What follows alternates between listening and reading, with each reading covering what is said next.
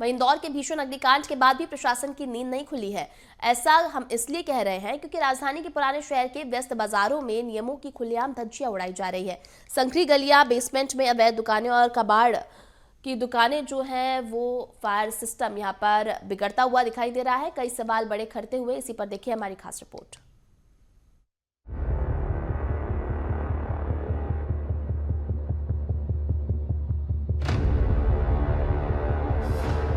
राजधानी में जनता की सुरक्षा से खिलवाड़, 22 लाख का फायर सिस्टम बना कबाड़। संकरी गलियों में कैसे पहुंचेगी फायर ब्रिगेड?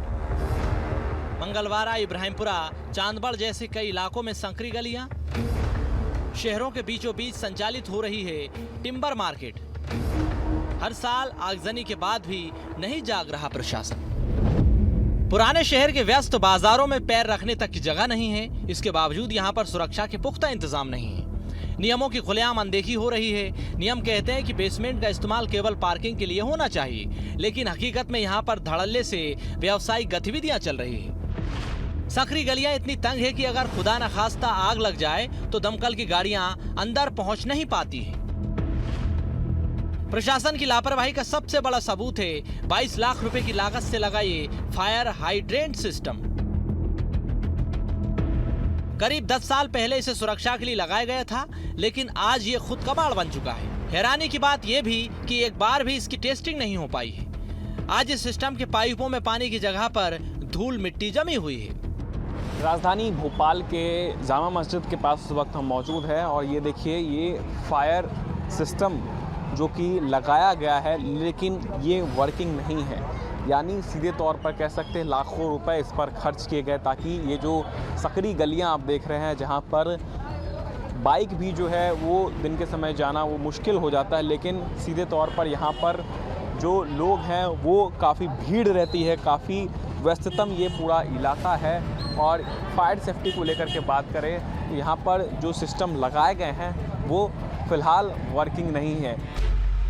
दुकानदारों का कहना है कि यहाँ हर वक्त डर का माहौल बना रहता है। गलियां इतनी सकरी हैं कि एम्बुलेंस तक नहीं पहुँच पाती। दमकल गाड़ियां तो दूर की बात है।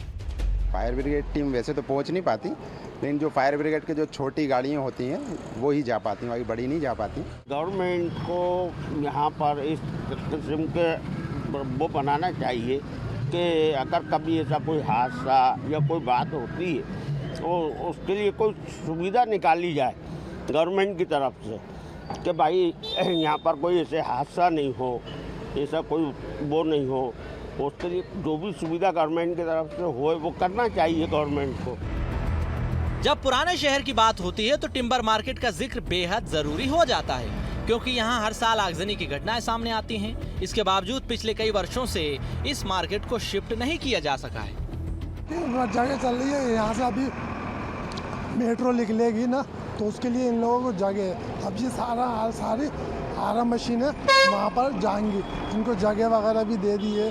कलेक्टर साहब से बात हो गई है, सब बातें हो गई हैं, तो अब ये जो है ना जाने का सिलसिला चल लिया। अब तो सरकारी काम स्लो ही चलता है हर जगह। भोपाल के टिम्बर मार्केट की शिफ्टिंग को लेकर के पिछले कई सालों से चर्चा चल रही है और यहाँ पर कई बार हम देख चुके हैं कि आगजनी की भी घटनाएं सामने आ चुकी हैं, लेकिन इसके बावजूद भी जो है कई साल बीत चुके हैं। और ये जो टिम्बर मार्केट है आप देख सकते हैं, जहाँ पर पूरा लकड़ी का कारोबार चलता है, वो एक रहवासी इलाके के बीच में है और पास में ही हम देख रहे हैं रेलवे लाइन है, बगल में दुकानें हैं, तमाम सारे लोग यहाँ पर आसपास रहते हैं।